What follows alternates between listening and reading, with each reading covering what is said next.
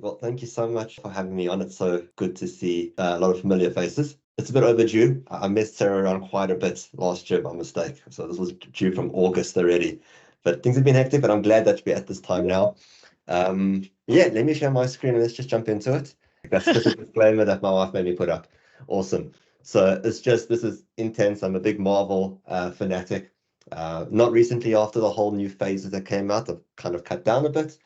But kind of tying it into Power Platform has been a bit of a dangerous route for me, and it's resulted in a lot of late nights. So viewer discretion is advised. The idea of today is to discuss Power Platform security, going back to basics. This is actually a theme called Power Platform Avengers that I'm working with, and it's discussing the entire, not the entire, a lot of aspects to Power Platform security. But yeah, we're going to look into a few basics that drive a really, really good security model on how to kind of start from scratch to build that infrastructure and continue from there. Just before we jump into it, a really big thanks once again to Sarah and to the Shortlist team for having me on. Super excited to be here. So hopefully you'll have me back again later on. Anytime. If you don't know me, if you've met me briefly, or if you know too much about me, this is just to summarize who I am. I'm a solutions architect at CarePoint 365 currently. One of my biggest passions is I enjoy low code. So not that I just do it for work, I enjoy doing it after hours, trying new things. It's just like my geeky way of just chilling. If I could spend a couple of hours at night building some apps or trying new things, that's my fun, which is pretty dangerous. But at the same time, doing all of that and kind of sharing with the community and engaging with the community is something I really, really enjoy as well, to the point where the UK community opened their arms up to me to take me in from South Africa. So I've been here 6 months and I'm really enjoying it here. The UK community is very special, so it's good to be here.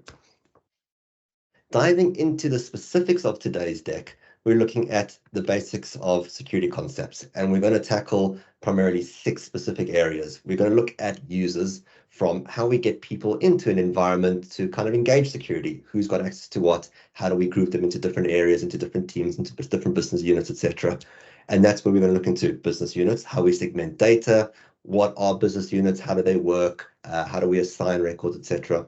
We're going to look into teams, so combining users, business units, and then again, security roles, bringing them all into like a triple threat to streamline that interaction with data and with your users. We're also going to look into record ownership as to how data is owned per business unit, via teams, via users, etc. And then we're going to extend a bit more onto hierarchy models. So we'll understand the basis of data, but how we can extend this with like a hierarchy model and an organogram. Before we jump into the next slide of users, the idea at the end of this session is to kind of build a stepping stone to show you that the fundamentals, once you've grasped them, you can really kind of build something phenomenal that may look overcomplicated, but it's really not. It's actually simple. I'm sure everyone's seen some complex security data model designs online with little graphs and little arrows pointing everywhere. That's just overwhelming and overbearing, and it gets you confused. But through the end of this deck, hopefully we'll have a better idea of these really, really simple fundamentals. And with something that we've built that's pretty straightforward, but pretty cool at the same time. So jumping into the first item is users. This is the starting point of our security journey. How do we get users into our environment to make sure we can assign them to different areas? We can assign them different privileges. We can give them record ownerships, etc. And that's with environment security groups. So when we spin up an environment, we're prompted to say, do you want to assign a specific security group to this environment? And that means people that form part of that security group have then got access to that environment. So if we say none, we can then manually add users as we need to, or the default admins and global admins get added to that environment. But if we select a specific environment, we can then govern access to that environment through our Entra ID security group. And to kind of simplify and break it down over here, we've got a three-tier environment strategy. We've got a development environment, a testing environment, and a production environment. Now, obviously, across these 3 different strategies, we don't want a cross mixture of different people accessing them. Our testing team is a different set of people, our dev team is someone else, and obviously our end users are going to be in prod. We don't want them really accessing all the other environments. So if we take an environment security group approach, we can say, okay, these are a list of developers over here, Mr. Steve Rogers, Bucky Barnes, and oh gosh, I've got a blank on his first name, but Falcon. These are our development teams. Now they're part of our security group. They've got access to our development environment. If we look at Spider-Man, Iron Man, War Machine, they're our list of testers. They form part of our testing group, which is linked to our testing environment. They can then access that. And then lastly, our users, our end users, are going to interact with the end solution, whatever is being built across those previous two environments, such as Thor, Hawkeye, and Jarvis. They have got access to the product environment through the production security group they're assigned to. Now, it's all fun and games linking environments to security groups, but a common trend I've seen with using Entra ID groups within Power Platform is that there's always that provisioning time and cache delay. So if we were to, say, add another user to our environment, we'd kind of want them to reflect in there as soon as possible. And that's where I'm very fond of the force sync user function, whether you do it through a Canvas app, whether you do it through a Power Automate flow. It's a great method to say, okay, we've added Hulk to our security group that drives our environment. Let's make sure that he gets added to the environment forcefully as soon as possible. So we run our flow to say, when a new member is added to the security group, force sync that user to our selected environment. And this doesn't just apply from an environment level with the environment security group. If you've got security groups driving other aspects within the Power Platform, like you've got a team that is Entra ID driven, you can use the same concept when a user is added to that security group linked to that team, trigger this flow to say, okay, they've been added to this team, force sync them, and they shall inherit all that information. But that's something we'll touch on a bit later on. So I personally love that flow. I've used it in a lot of Canvas apps as well, where you can say you've added users to a specific security group, just forcing them into your environment, and hopefully that provisioning delay is somewhat shortened and people can get access a lot sooner. Now that we've got people in our environment, let's talk about how we separate our data. This is where we dive into our business units. So again, starting off very simply, we're gonna work off a very flat structure, a two-tier layered business unit. We'll have our parent business unit that governs our entire environment. So when you spin up an environment, you've always got that default business unit, which has got org with a bunch of numbers and a bunch of letters. Ideally, we should be renaming that. So that represents our big MCU business unit over there. Now, if we wanted to create some child business units below our MCU one, we'd create a child business unit called Midgard, Asgard, and the Dynasty. And different people would live within these business units, ensuring that data belongs to that specific business area. So for instance, if we look below over here, we've got heroes, weapons, and threats. Those kind of represent our tables. Now, because we've got 3 of them, doesn't mean we've got 3 tables per business unit. It means that we've got one table called heroes, one table called weapons and threats. But our business units determine where the data within those tables actually resides. Does it reside in the Midgard, the Asgard, or the Dynasty business unit? So if we look at an example over here, we've got Doctor Strange, who's got the eye gauntlet. I've completely gone blank on what the actual weapon is called. But anyways, Doctor Strange, he adds this weapon to the weapons table as an individual, and he falls under the Dynasty business unit. Now we've got a variety of different ways we can store this record. We can say, okay, because Doctor Strange created this weapon, either it belongs to him, or we can say it's going to belong to the organization, or it's going to belong to a team of people. We can assign it to a team of people. But because Doctor Strange falls under the Dynasty business unit, if we were to assign it to him, he becomes the owner of that record, then the business unit, the Dynasty, also owns that weapon as well. If we were to say, okay, well, this is going to be an organizational owned weapon, then the MCU as a whole would own that weapon.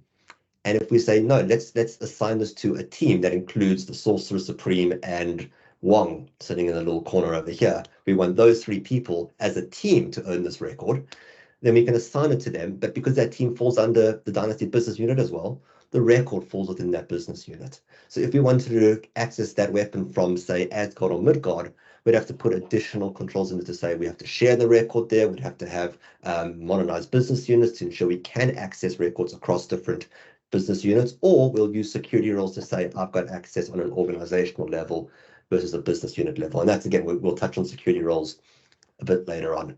I am a bit concerned. The last time I spoke about all these business units and the Dynasty and Asgard and Midgard as very much of a tongue tie, twister, whatever you want to call it. And a lot of people got confused with the names because it's all very Marvel based. So if I'm confusing anyone, just shout out. I'll say business unit 1, 2, and 3, just to make it simpler. But yeah, that covers business units. Business units are used to segment the data into different areas of a business. It could be countries, it could be departments, it could be different sectors, etc. We're not having different data models per business unit, rather segmenting the data within each table to a specific area. So now that we've delved into our business units, let's look at our teams. Teams live within our admin center. You can access them through other tables as well. But ideally, we've got 3 types of teams, and the Entra ID team kind of breaks up into 2. We've got our ownership team, and that is set on a business unit level as well, where we can assign specific members to be a part of that team. And at the same time, we can also assign a security role to that ownership team as well. So if we were to say we're going to create a team called the Avengers, and we would assign them a security role called the Avengers, the members part of that team would therefore inherit that security role. So when they would access a solution or an app with certain tables, because they're a member of that ownership team and they inherited those security roles, they would be able to kind of gain privileges to certain areas of that solution. But moreover, if we were to create this ownership team and say we want to assign a record to it, anyone that's a member of that ownership team would then also be able to access that record.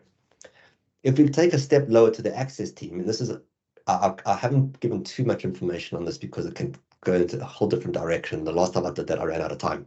But access teams are slightly different. They won't specifically own the records themselves, and you can't really assign business units to them either. But we can group people into an access team and say, okay, you're a part of this team. If you're a part of this team, you can therefore have read and write privileges to these records that team members are a part of. But members that are a part of the access team are very dependent on the roles that are assigned individually to them. They don't inherit any security roles from an access team because they can't do that. Lastly, we've got our Entra ID teams, and this kind of breaks up into 2 different options. We can create a team based on security groups or office groups. Now, it's not really more on the data ownership side. I like to use them for an access side. So if we were to create an Entra ID security group for a specific business unit, we can associate it with a security role as well. And then we can link it to an Entra ID group. And it means that people that are members of that Entra ID group will then feed into this team. So they'll form part of this Entra ID team, but they'll also inherit the security roles that are a part and assigned to that Entra ID team.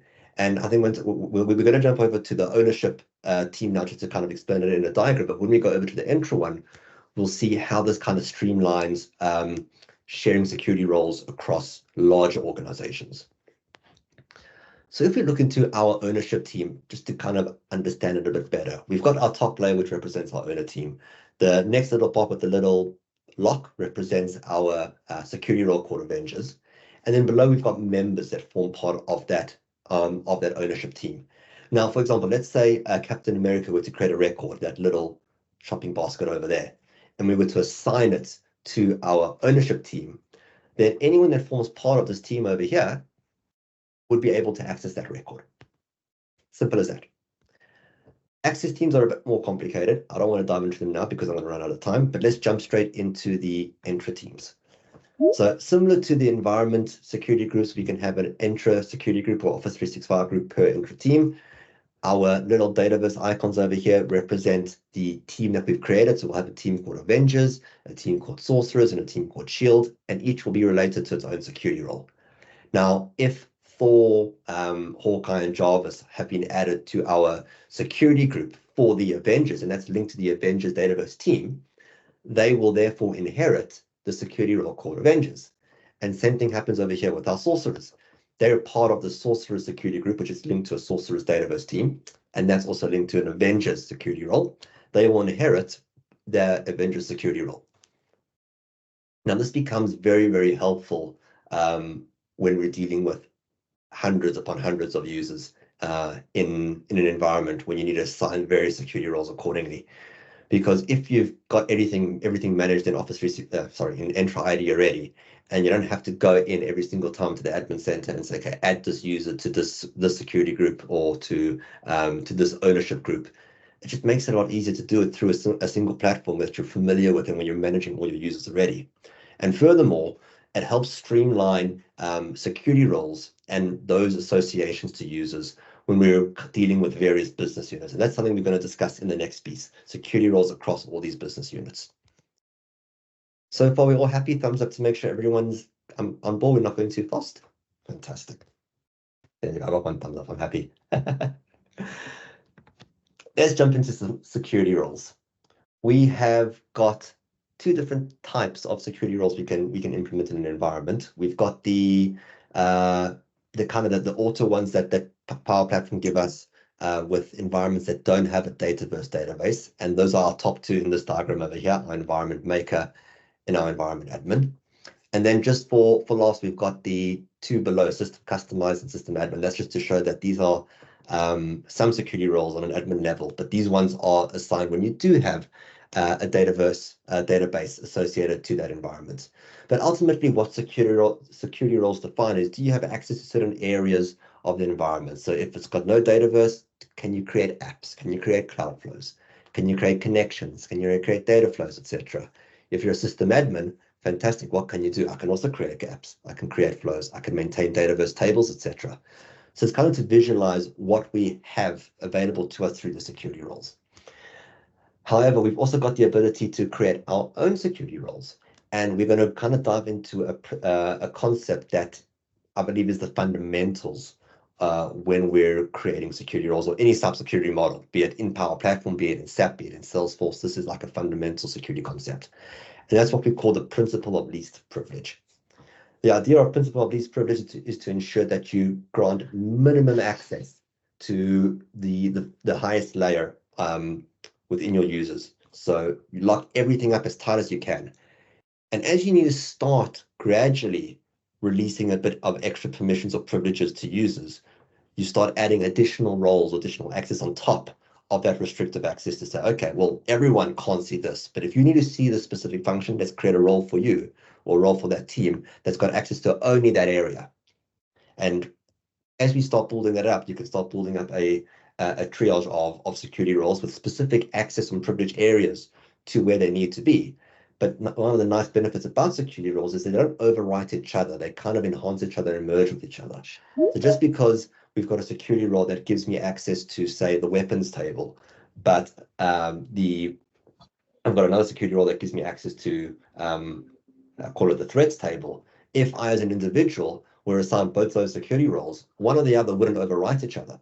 They'd kind of merge together and say, okay, because you've got access to weapons through one role and through to threats through another one, you've therefore got access to both of those tables. But because we've blocked up access to all the other tables as well, and you don't have that through these two security roles, you can't access any of that stuff. And the way I like to visualize it, this is kind of going off theme from Marvel and Avengers. I like to see the principle of least privilege as this little toy that I used to play with as a kid. If anyone played with this, you put sticks into this little tree and you throw monkeys down and you're meant to pick up the sticks. And obviously the person that's got the most monkeys, I think, loses. I like to see these sticks as our security roles and the monkeys as the data. You want to have as much in there as possible to prevent all these monkeys from seeping through. And obviously, as you go along and require a monkey here and there, you'll pick up one of the sticks and allow a bit of that data flow to stream through the security roles. So, okay, well, it's secured at this level. Let's pick out one of these blocks over here. So that's how I like to visualize the principle of least privilege. So this very weird little toy I used to play with as a kid. But now I've understood this very, very important concept, let's have a look at building security roles within a Dataverse-enabled environment. So we're going to start off with one of our security roles called the hero one. This is assigned to one of our Avengers, and it's using the tables we looked at earlier with our business unit.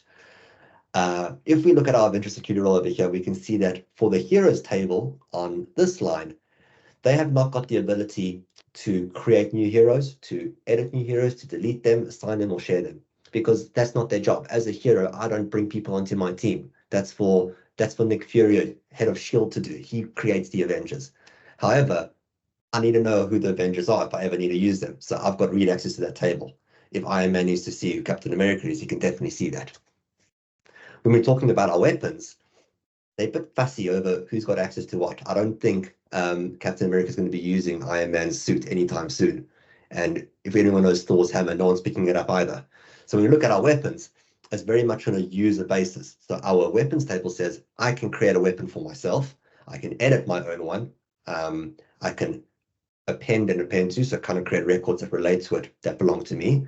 And if I need to share my weapon with someone else or assign it to someone else, I can only do it for the ones that I own. The next level that we're looking to is the threats table, which is on a business unit level. So if we take into consideration our Asgard business unit, we can see threats that only involved in Asgard. If there was a threat involved in Midgard, our other business unit, I wouldn't be able to see that if I had this role because it's a completely different area. So I can only create threats, view threats, and edit them within my own business unit. And lastly, this is just disrespect to anyone's ships within the Marvel Cinematic Universe. No one cares for their property. Everyone just steals each other's planes and warships. So yeah, they've got full org rights, delete, read everything. They can do what they want. They can crash them. So if we look at the security role now, where we've said, okay, we're working on a business unit level for threats. Let's consider this this model over here. We've got our 3 different business units called Midgard, Asgard, and Andromeda. In our Midgard business unit, a threat approaches Earth. Iron Man, War Machine, Hulk, Spider-Man, they'll be able to access the threat that exists within Midgard. They'll be able to create that threat. They'll be able to access it and be able to deal with it. However, Thor, part of Asgard, or Guardians of the Galaxy team, they wouldn't have any access to this threat that was created in Midgard because it falls within a different business unit. Now, just as a quick reminder, if we go back to our security role and look at our weapons table, we just want to make sure that we all can see it's on a user level. So only if a hero owns their weapon, no one else should be able to access that weapon, delete it, edit it, whatever. So if again, we look at our model over here, if we look at Thor's hammer, for example, because Thor owns that record, it's on a user privilege level, no one else in any other business unit or any other, even in his business unit, wouldn't be able to access that record unless he goes and shares it with an individual or reassigns it to an individual. And that's where we get this idea of if he shares his weapon with Steve Rogers, with Captain America, he can then yield the hammer as well. So that's how we're working with security roles with our Avenger one. If we kind of extend it a bit further onto an additional security role, let's look at one for S.H.I.E.L.D., something that's going to be assigned to Mr. Nick Fury, who heads the Avenger team. He's got a different role that says, okay, as the head of S.H.I.E.L.D., which falls under the MCU main business unit, I can go ahead and create any heroes. I can add them to my Marvel team. I can edit them. I can delete them. I can say, you know what, you're not doing a good job, stuff you, get out of my team. But I've got no access to your weapons. I've just got my Glock on the side of my hip. That's all I have. So he's got no access to the weapon table, but he can create threats on an organizational level. So if he wants to log a threat in Asgard, in Midgard, in the Dynasty, he's got full control over doing that, and he's got control over assigning it to specific heroes as well. And lastly, he respects other people's property, so he's only got access to the ships that he owns. That's how we can deal with security groups and see that this would be assigned to Mr. Nick Fury. He's very limited in terms of the ships table, but someone like an Avenger would have full org right to the ships table. One thing about security roles that actually recently became a bit of a frustration, and this is what kind of links in with the idea of using Entra ID teams, is when we create a security role in an environment, it cascades to the business unit. So if we create a S.H.I.E.L.D. Security role, it's not just going to be one record within our security roles table. We're going to have the same role replicated for every single business unit that exists within our environment as well. So we'll have this security role times 3 for our Midgard, our Asgard, and Andromeda business unit. Now, the tricky part is what happens if we want to switch different business units around? If we want to change Thor and put him into Andromeda, or we want to put Captain America into Asgard. One of the downsides about assigning specific users to a security role is that they're linked to the role within their business unit. So if Captain America forms part of the Midgard business unit, he will be assigned to the security record, the security role that lives within that business unit. So if he were to change to a different business unit, that role will be reset, and he would have to have that role reassigned to him manually or through a different process. And that's where the idea of kind of streamlining the security roles through intra-ID security groups becomes really, really helpful. Is if we've got a team that's driven by intra-ID security groups, that's on a parent business unit level, we can say, okay, if I'm a member of the Avenger security group and I've got the Avenger security role assigned to me, because I'm on the parent business unit level, it doesn't matter if I change to from Asgard to Midgard. I've got the role inheritance, and Power Platform will make sure that I get the correct role based on whatever business unit that I'm in. So if I'm going to change business unit, just give it a bit of time to refresh my user. But because it's linking through an environment through a team and not directly through a security role association, we don't have to worry about the roles being reset. Does that make sense? Have I explained that correctly? Is it clear? There's a bit of ambiguity around that? Very quiet, so I'm assuming everyone's okay with that. So when you change business units for a user, they lose their existing associated roles and it has to be reassigned. By doing it through a team that's intra-ID driven and the roles associated to a team, you kind of mitigate the risk of having to reassign a security role every single time the user changes business units. Fantastic. The next bit we're going to dive into are hierarchy models, and I have not had a lot of fun with these models recently. It's kind of an extension on security roles, business units, and teams, but it gives us additional security layers that we can kind of adapt to with teaming in certain organogram structures. The nice thing about security roles is that they're configured per environment. It's got its pros and cons, meaning that if we had a dev environment, a UAT, and a prod environment, you can configure that model as you need for those specific environments. It's not configured on a tenant level. The downside about it is because it's not configured on a tenant level, it's not AAD driven. So if you're all familiar with Microsoft Teams and you click on someone's chat, you can see the organization button next to their name. That kind of brings out a very, very nice, pretty organogram of the company. That's kind of driven from Office 365 admin or Entra ID, where you can derive what the person's position is, what their job title is, who they report to, etc. Hierarchy models within Power Platform environments, unfortunately, do not link with that organogram, and it has to be configured per environment. Now, I did a lot of research to kind of implement this somewhere once, and I haven't found a way to kind of say, let's sync AAD to a hierarchy model. So if anyone knows of an automation that defaults in the Power Platform environment to do that, fantastic, let me know, please. Alternatively, one of the best routes that I've found is for an environment, just run a flow to say retrieve all the people from the user table, then per Azure Object ID in that user table, get them from Azure, and then retrieve their manager, retrieve their position, and update it within the position table, within the user table, etc. in our environment. That's the only way I've found so far of streamlining to make sure that AAD and Entra ID matches with that environment hierarchy model. One of the other big benefits of using a hierarchy model is that we can set an access depth, meaning if we look at an organogram, you've got different levels of the organogram. You've got the top level, you've got the one below that, etc. We can set the depth with how far we want our data to be released across these hierarchy models. So if we set it to 0, it means that no one can see the record except for the person themselves. If we set it to a depth level of 1, it means the person directly above that owns the record can then see it, and then 2 and 3 and 4, so forth. Something else we can do is we can actually align the model with selected tables. Just because we've enabled a hierarchy model within an environment doesn't mean that it's going to exist within every single table in that environment. We can say we only want it to work with specific tables. We can select all of our custom tables that we create, for example, in a solution, and say enable the hierarchy model to only work with these tables, but forget about the standard default tables that come with an environment. So that's kind of an introduction to the model. When we're looking to enable the models, we've got 2 different type of hierarchy models that we can use. And unfortunately, we can't enable them at the same time. It's an either-or situation. We can enable the manager hierarchy model, which in its name, you can see it works on who your manager is. Or we can enable the position hierarchy model, which again, similar, works on the role, the position that you're assigned to. Both of these models are based on tables within Dataverse that you can configure. We've got the user table, which is standard within every environment, the system user table, and we've got the manager column over there.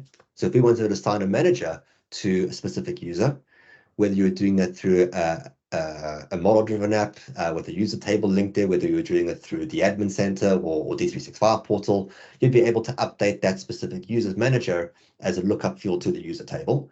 And that would make sure that this person from a hierarchy level reports to their manager going forward. And we can even have a nice little organogram within Power Platform to show that hierarchy structure. This is the manager, this is the subordinate managers, and these are all the subordinates over here. Power Platform is also smart enough to know that, or not know, well, to prevent hierarchy loops. So if I were to say, I were to report to Iron Man, and Iron Man was to report to Nick Fury, if I were to say Nick Fury reports to me, Power Platform will say, oops, you've got a hierarchy loop over here. That's not possible. So it's always good to know you've got that safeguard in place that you can never create that big circle of who reports to who. When it comes to the position hierarchy model, it works very similar to the manager one, but it's slightly different with a different table. We need to configure what our positions are first. So we need to build up a matrix saying, I am an Avenger, okay? I am a Sorcerer. I'm a Guardian of the Galaxy. And now if we've got those positions, we can then create parent positions for those. So who does the Avenger position report to? It reports to the Avengers captain. The sorcerers will report to the Sorcerer Supreme, etc. And now if we're starting to build that position matrix with that hierarchy level, when we assign users, again, through the same user experience, either through the user table on a model-driven app, through D365, through the user config settings, when we assign a position to them, it will feed off this table and that will define the hierarchy model as well. So it will say, if I'm assigned to the Avengers position, then my direct report will be someone that's got the Avenger captain's position assigned to them. So let's break this down into a nice little hierarchy that I've got over here. We've got Nick Fury sitting at the top over here. This looks very, very confusing, by the way, and it looks like a lot of information, but it's only 3 levels. It's just that I didn't have enough space to kind of put it out nicely. So you've got Nick Fury sitting on the top over here. He kind of leads the MCU. He's got the parent business unit assigned to him. And then below him, we've got all of our managers. Now let's work off well, we've got our managers and our hierarchies. We'll get into the manager one shortly. We've got our next level of kind of our hierarchy models. We've got Iron Man, we've got Thor, we've got, I've gone blank on his name, Mr. Guardian of the Galaxy. Sorry, blank there. We've got Captain America and we've got Doctor Strange. Those are all kind of the next tier levels in the organogram below Nick Fury. And then obviously below them, we've got all the individual Avengers, etc. We've got War Machine reporting to Iron Man, Hulk, Spider-Man. We've got all of these other people going up that chain of command. So now we've kind of got an understanding of how our hierarchy model works in our environment. Let's take a look at how the manager hierarchy model would play a role in our config.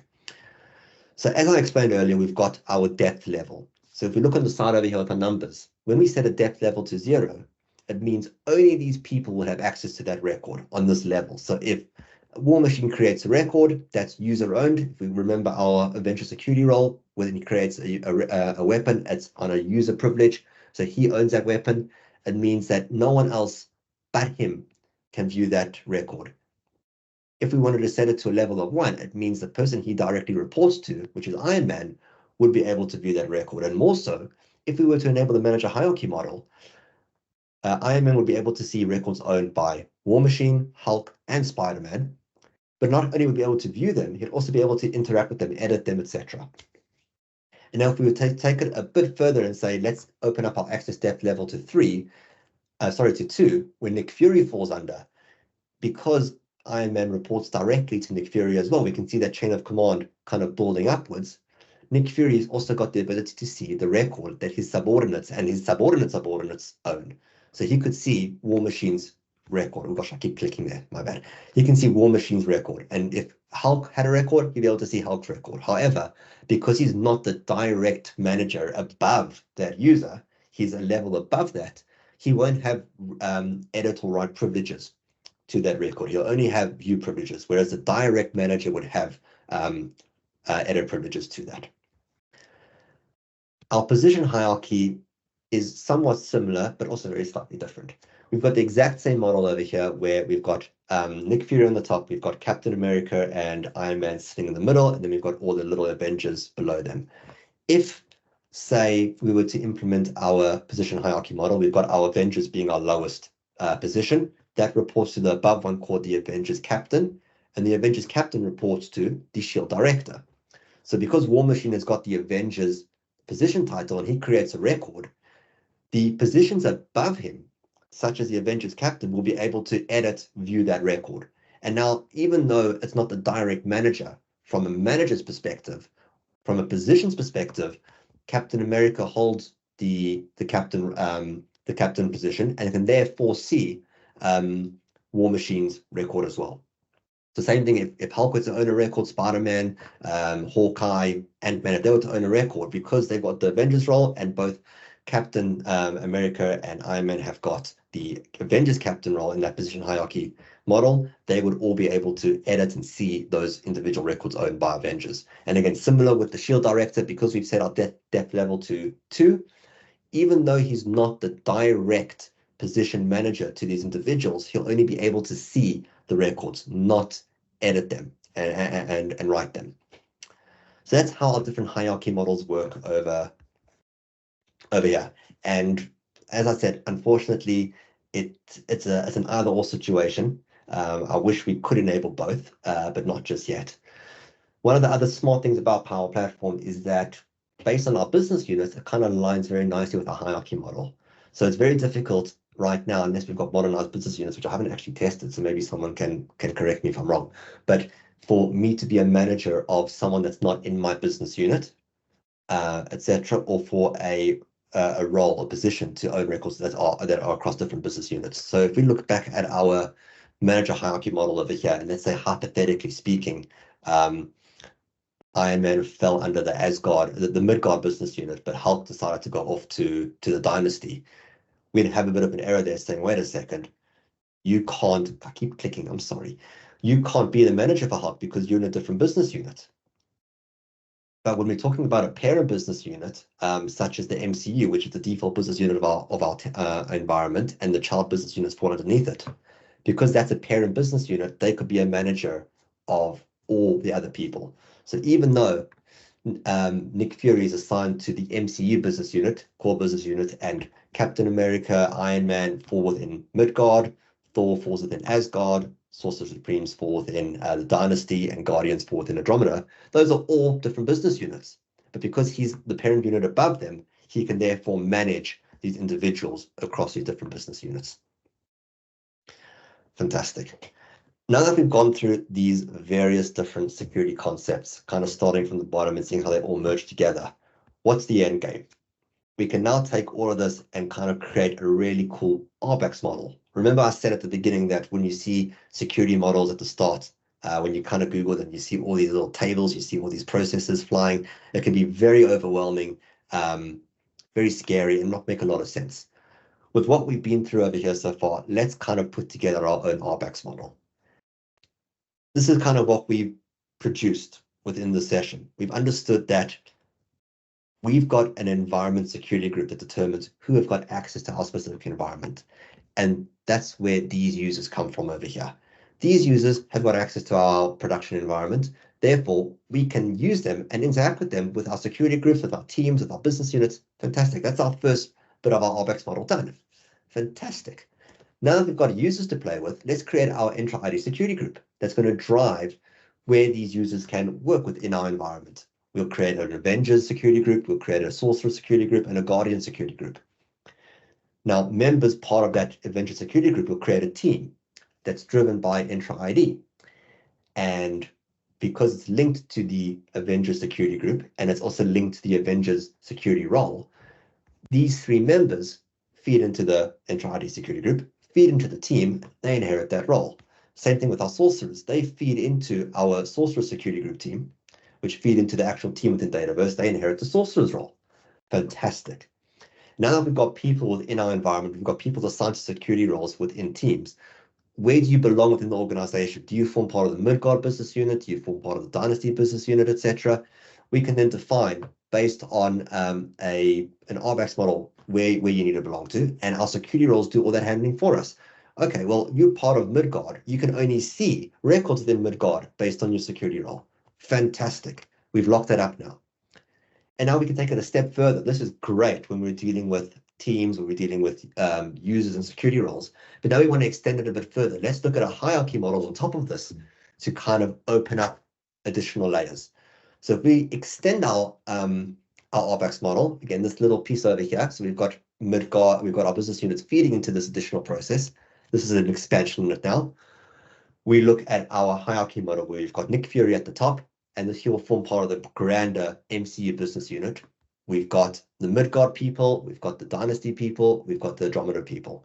So at this layer are our managers or our kind of hierarchy positions that report up to Nick Fury, and below them are the end user Avengers.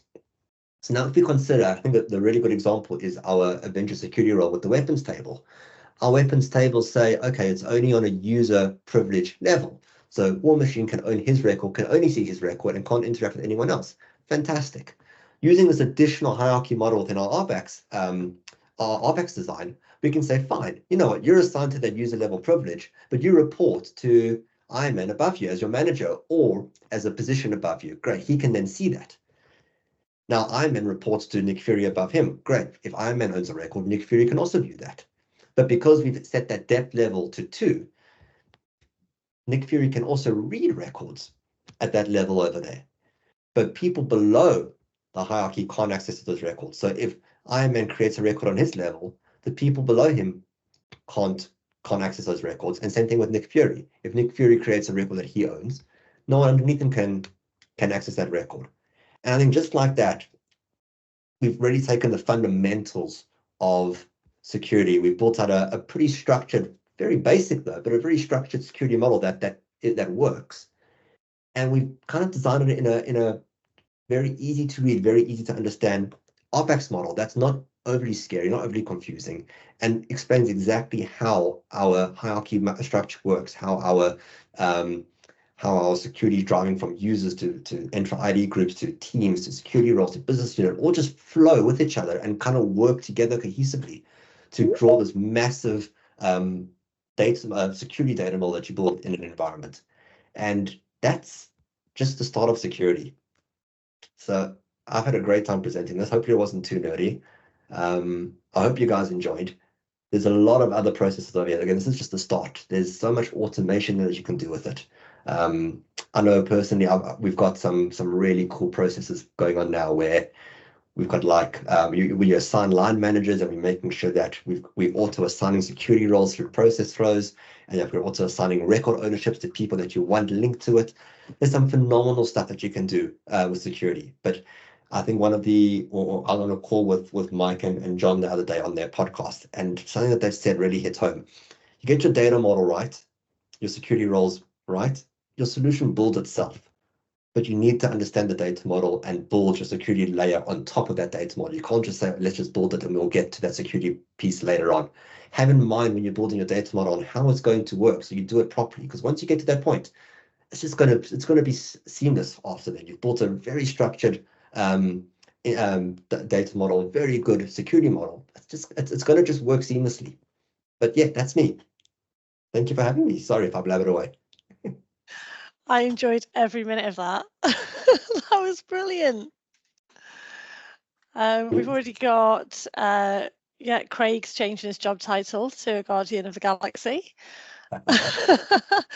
I think more people should do that. I'll tell you what, you know how long it took me to build this organogram with all these Lego models. I had to search every individual Lego model, remove the backgrounds, and put them together. It took me days. That was crossing my mind when you were talking. Where's he got all of this from? The good news is I've got a template deck now with I think 60 plus, no, actually more, 60 plus models that I can just reuse over and over again. So it was definitely worth the investment. Yeah, can you like license that and sell it or something? This is honestly for me, a non-techie to follow that. It was so much fun. Yeah, thoroughly enjoyed it. But I suppose we've got a little bit of time left now. If there's anyone with questions or comments, just come off mute and get involved, I suppose. I've not checked Q&A. I don't think there's anything in there. No. Anyone got anything to say? Hey, Sharon. Hey, yeah. Hey, Nati. Good. I How are really you? enjoyed that. Hi, yeah, I really enjoyed that. I was actually saying to Sarah that, I followed your blog posts, as you know, as you were producing them on this, and you've really gone to town with this, like, your new deck and the presentation. It's awesome. It's absolutely awesome. What I was going to ask though was that I was listening to, and John and Mike will forgive me for this. I was listening to another podcast this morning, the Low Code Approach, and there seems to be a lot of talk going on at the moment about, especially for the first party apps, model driven apps, Dataverse, anything like in that area, about doing more, even more to protect the data through using Microsoft tools such as Purview and Sentinel. And there's like a track in Microsoft's build events next week talking about that as well. So I didn't know whether or not you had any thoughts in that area. I haven't looked at Purview yet myself at all. It seems like a whole nother level of security. But it's they're very much talking about like putting metadata labels on all your Dataverse data in order to help secure, which that seems to, are we going to be creating, I know that we do it at ANS for every single one of our documents as to whether the levels of confidentiality of the document, and I'm sure a lot of other organizations do that. But if you're starting to effectively put metadata labels on every single piece of your data, are we in, I know why we need to do it, but you're going to risk creating a whole industry in its own right, aren't you, of who's going to be maintaining those labels and everything. Yeah, I'll be honest, I haven't seen that one yet. I'm still very new to security. The only reason I'm here now is because I had to deliver it for a project and I thought this is very cool. So it's a learning curve. But that Purview thing sounds really interesting, and I agree. I think being able to tag records on a record level with metadata and saying, wow, that's going to become a big task to maintain. Unless they release a tool to do that for you and kind of manage it for you. But which I don't think Yeah, will you have happen. to create your own bot to actually manage all your metadata. Yeah, so it's going to be really interesting. Signed up for the session in Build next week just to see what they're talking about. It's going to be really interesting to see that. That could be very interesting. I think it's got a lot of good potential. Again, this is the first time I'm hearing about it. I haven't been following it that much. But it's got a lot of good potential. No. I can see that some downsides, but it sounds really exciting. Yeah, I know that Sarah, I know that Angeliki did the security ninja training, didn't she? It would be great to, hear more from her about what that involves, because I think security is going to become much, much more important, isn't it, going forward? Yeah, absolutely. I'm sure we can go back. We could do a whole Guardians theme. Oh, she'd love that. With a group, like a panel of you. Who would be Nick Fury? I think security is overlooked a lot these days, and especially with all this GDPR compliance and I've gone blank on the other terminology from South Africa. We call it POPI compliance as well. You got to make sure when you're delivering enterprise scale solutions that you've got that security model down to a T, because the last thing you want is a potential data breach or records being shared elsewhere. And I know the fact that when you do manually share records with users, it becomes an absolute nightmare to maintain and track who those records are shared with. So it's not fun. But yeah, definitely worth looking into. We have a hand up. I think it was Damola. Oh yeah. Good evening, everyone. I just want to buttress more on what Eshan was talking about. I was part of a security briefing from Microsoft, and they were talking about Sentinel and Purview. I think probably for Purview, it's going to be looking at data patterns. So if you're pumping some kind of like credit card informations, which is just a range of numbers into a table, it comes up with like a compliance for you. If you're sharing data based on GDPR, it's going to use your environment location data points to check with the current GDPR that you are, and just like you're not supposed to be doing that, just like suggestions and some kind of list of risk and incidents that Purview just brings up for you. So I think much of the metadata they'll be looking at is your environment, the kind of security rules you assign to some tables, to be sure the data in those tables are not shared with someone outside of those security rules and business unit, just like Nati has showed us before. So I'm not sure we'll be adding metadata to all the rows we put into the database table. I don't think Microsoft will want to go through that route. I hope not. I hope not. I mean, they did on the podcast mention adding labels, but yeah, the extent of it. But I think what you're saying there sounds very sensible, And of course, you can use Copilot and AI for a lot of that, or most of it, if not all. Yeah, I'm looking forward to joining that session then to find out more about it. Sounds very interesting. Yeah, it's quite interesting because now they have what's called Copilot for Security, which sits over Sentinel, Purview, Defender, Intune. I mean, almost all the security or Microsoft security product stacks, they have a Copilot that sits on all of them and just run through based on the playbooks you have. Yeah. Thank you. Rachel, thanks for joining. You've got your hand up there. Yeah, I do. Thank you. I had just a quick question. Thanks for the presentation. It was really good. I like the Lego characters and things. I think it does make it a lot easier to understand. I had a quick question around sort of resources for people that are perhaps early on in their Power Platform journey. I've been doing it for about 5 years now, but I didn't come from a technical background before that. And I remember sort of just the confusion around security and trying to get my head around it. So I was just wondering, obviously attending these type of things are great, but do you have any other sort of resources, say for beginners, and where you'd point them to sort of get their head around all this?